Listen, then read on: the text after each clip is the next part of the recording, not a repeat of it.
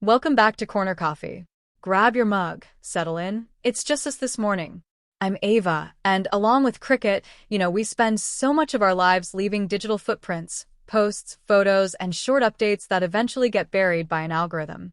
But lately, I've been thinking about what it means to turn those footprints into a physical legacy. Today, Cricket and I want to talk about the power of writing what you know and the journey of self-publishing. It's about taking your story off the screen and putting it into a book that your kids, your grandkids, and your mates can actually hold. Because your voice isn't just data, it's a legacy. Here are Dean and Diana with more. Welcome in. So, have you ever thought about writing your own story? But the moment you sit down at a keyboard, you just freeze. Just staring right at that blinking cursor. Exactly. You just stare at it. Yeah. I mean, you might have a truly fascinating life or a wild experience, or maybe just a highly specific perspective on the world. Right. But the sheer fear of actually binding those thoughts and sharing them with the public completely paralyzes you. It is a huge leap. Going from private thought to public consumption is a notoriously difficult psychological barrier. Oh, absolutely. Because it forces a person to confront whether their internal narrative holds any external value. And we are going to explore that exact barrier in this deep dive. We are looking at the personal notes and the published works of a creator named Cricket Fox. Who faced that exact fear? She did. She pushed right through it to turn her experiences into this multi-layered physical legacy. But to understand her journey, you really first have to understand her baseline. Because she was not starting from zero? Not at all. Yeah. She was already generating a really high volume of content before she ever thought about publishing a book. I mean, she is a podcaster hosting Corner Coffee with Cricket Yeah. and the Sock Sorority podcast at Fox 58263. Yeah. She also manages 6 different blogs at various times. 6 blogs is a lot to juggle. It is a massive amount of output. And she is a stepmom to Mick Fox at King Mick Productions. So she is deeply embedded in the digital space, managing communities and juggling all these multiple platforms simultaneously. Okay, let's unpack this because honestly, when I see that kind of daily output, my first thought is, how is she producing anything of deep substance? It is a fair question. Right, like it's relatively easy to pump out high-volume digital content.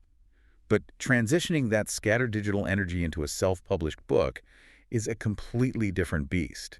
It forced her way outside of her comfort zone. And what's fascinating here is the core motivation driving that transition. Because this deep dive isn't a technical manual on how to self-publish. No, definitely not. It is an exploration of why we write. When you analyze Cricket's notes, she is very transparent. She acknowledges that the prospect of earning money is an appealing bonus. Sure. But her primary goal is to share her personal story and to connect with others. Connection over financial gain. Exactly. She actively prioritizes that connection. And that requires a very specific mechanism, which is vulnerability. You cannot build a bridge to another person without exposing a piece of your authentic self. Which is so hard to do online sometimes. The digital space often rewards highly curated snippets of our lives, whereas a book demands a sustained, vulnerable truth. And that sustained truth is very evident in her first published book. It is titled, Here's the Question. And it heavily relies on the old adage of writing what you know. Which is the best place to start. It really is. Yeah. She blended her love of sports, her hobbies of knitting and crocheting, and her deep curiosity about, as she phrases it, what makes us tick. I love that framing. But I want to dig into the methodology of that leap. Going from a blog post about knitting to a bound book seems like a pretty harsh cognitive shift. It is. The shift is entirely about delayed gratification and building a narrative arc. When you write a 500-word episodic blog post, you rely on immediate audience feedback. You hit publish and you wait for the likes. Exactly. Within minutes, you get comments, likes, and that dopamine hit. Writing a 60,000-word book is a lonely marathon. A completely different endurance level. And that is why, here's the question, acts as a foundational stepping stone. It takes the everyday hobbies and questions of a busy life and elevates them. Validating the everyday experience. Right. It proves that you don't need to be climbing Mount Everest to document your worldview. Taking the time to sit with her thoughts on sports or crocheting without the immediate validation of the internet built the endurance she would need for much heavier topics. And she certainly needed that endurance for the next phase of her life. Her journey involved mountains far steeper than everyday hobbies. She chronicled her 25-year journey living in Australia in the book Part Buckeye, Part Aussie's View of the World.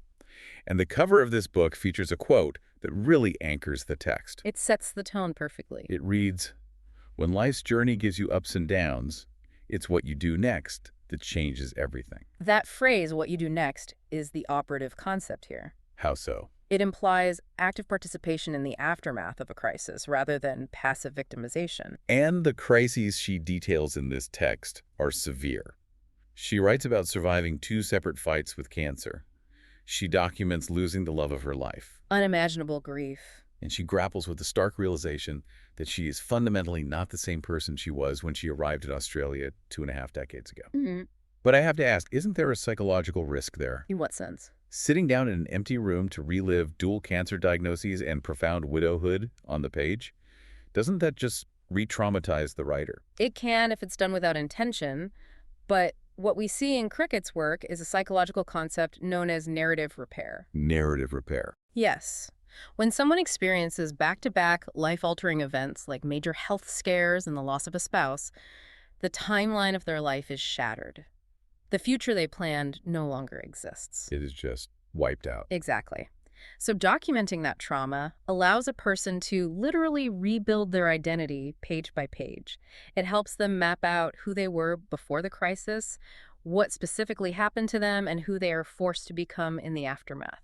So it is almost like taking back the wheel. It is a highly structured way of taking control of a life story that previously felt deeply out of control. Here's where it gets really interesting, because she takes that hard-earned capacity for processing personal grief, and she points it outward at her wider community. Which is a remarkable pivot. It really is. This happens in her book, Dear Coach Walsh, The Day Football Stopped. We should probably define the cultural weight of this event for listeners who might not be familiar with the region. Good point.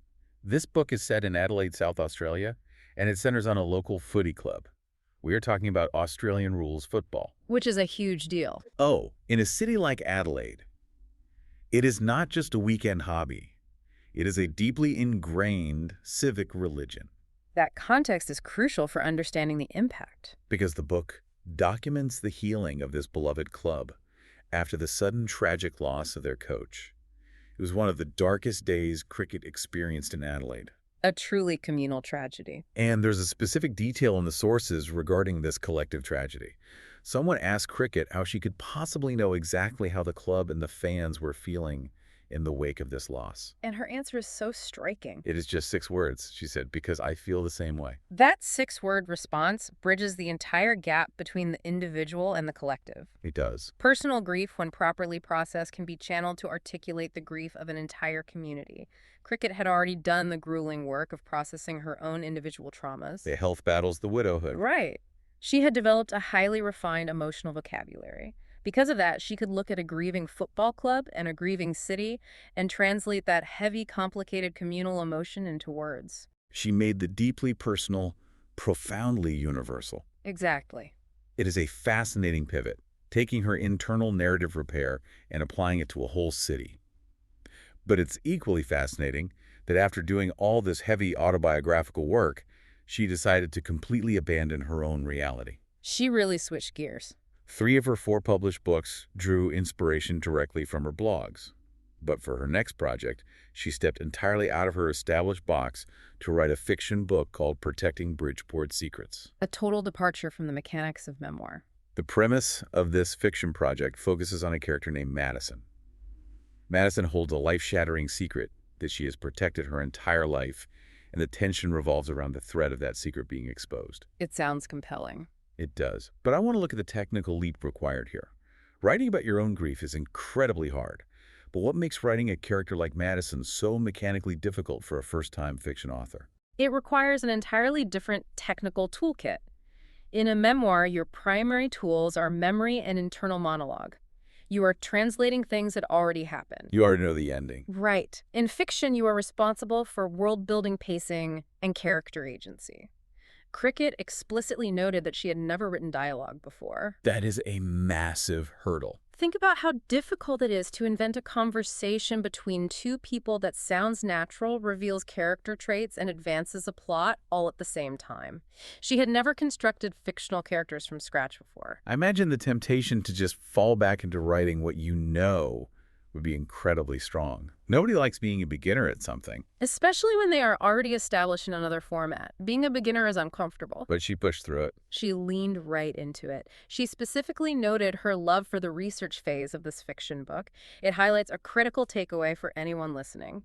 Learning new skills and trying out new voices is a lifelong journey. You never have to stop. You can challenge your own comfort zones at any stage of your career. You don't just figure out one way of communicating and lock yourself into it permanently. It's fascinating that she used fiction to explore the concept of a hidden secret, because in her upcoming works in progress, she does the exact opposite. She shines a harsh, unforgiving light on her own physical reality. She gets incredibly vulnerable again. She shared 2 working titles with us, the first being My Color is Peach. This manuscript documents her cancer journey in visceral detail. The transition from researching fictional secrets to exposing her own medical realities shows a remarkable emotional range. She utilizes her actual journal entries to document a cancer that she didn't even know existed prior to her diagnosis. And she gets highly specific about the fear involved. The physical reality of that fear. Yes. She writes about the pure terror of going in for her first CT scan with contrast. For listeners who haven't experienced that specific medical procedure, what makes the contrast scan such a jarring detail to include? Well, a contrast scan involves injecting a dye into the bloodstream to highlight internal structures. It sounds intense. It often causes a sudden, intense physical sensation. People describe a metallic taste in the mouth and a wave of heat that washes over the entire body. It is a highly invasive, deeply uncomfortable sensory experience. And she didn't shy away from that. Not at all. By writing about that specific terror, she grounds the abstract fear of cancer in a very physical, relatable reality. She balances that physical fear by heavily documenting her support system, too. She specifically details the people who got her through it, including a local reporter and fellow cancer warrior named Will McDonald. It is so important to highlight the community aspect of healing. Absolutely. She writes about the support from the Cancer Council and the critical care provided by the nurses at Cancer Research. And this raises an important question about the utility of sharing our darkest moments. Publishing this level of medical vulnerability is, of course, an act of bravery. Without a doubt. But more importantly, it is an act of service. By detailing the specific sensory terrors, like the heat of the contrast scan, and by naming the specific people and organizations that helped her survive, she is turning an isolating ordeal into a practical guide. A roadmap for someone else. Exactly. She provides a roadmap for the next person who gets that awful diagnosis and feels completely alone in the hospital waiting room. And that sterile hospital environment is brought into sharp relief by her second working title, which is Life at St. Peter's Cathedral, a 5-year journey. The tonal shift here is just striking. It really is night and day. She moves from the anxiety of the medical ward to the ancient reverberating stones of a cathedral. It is a pivot from the fragility of the human body to the permanence of historical architecture. This book covers a 5-year span documenting the massive 150th anniversary of the cathedral. She details the intricate, highly complex logistics required to dismantle the cathedral's massive organ and ship it all the way to England for specialized repairs. That sounds like an incredible undertaking. It was. And she captures her quiet personal reflections during communion services amidst all of this. But she specifically highlights her absolute favorite aspect of this entire 5-year documentation, which she calls the little ones. Let's analyze who she means by the little ones in this context. She is referring to the young children who joined the church choir.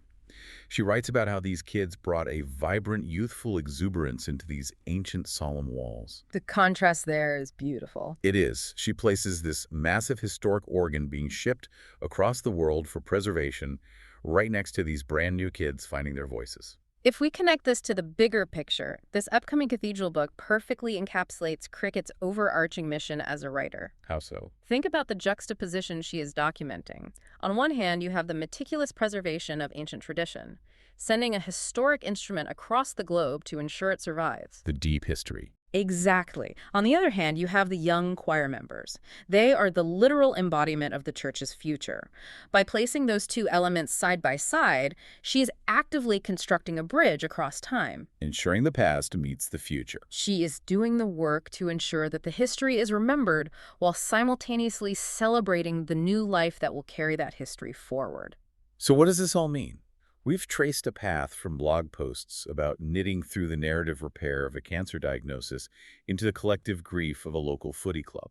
It has been quite a journey. We've looked at the mechanical leap into fiction and the historical documentation of a 150-year-old cathedral. I think the overarching lesson for you, the listener, is that the simple act of documenting your truth is a powerful tool. It truly is. Whether you are navigating the darkest days of your local community fighting an unknown illness, or just observing the changing dynamics of your local choir writing it down, is how you rebuild your life when things fall apart. And I want to validate that concept for the listener directly. You do not need a traditional publishing deal to leave a meaningful legacy. Not at all. Cricket's journey proves that your unique experiences hold weight. The specific highs and lows of your life, the way you observe your hobbies, the way you process grief, they are a legacy worth leaving for the people who come after you. Your voice matters. Your worldview is uniquely yours, and if you leave it entirely undocumented, it disappears with you. That idea of things disappearing brings us to a final lingering thought we want to leave you with today. There is a fascinating detail from the sources that deserves a closer look. What is that? Cricket noted that 3 out of her 4 published books were directly drawn from the content she originally created on her blogs.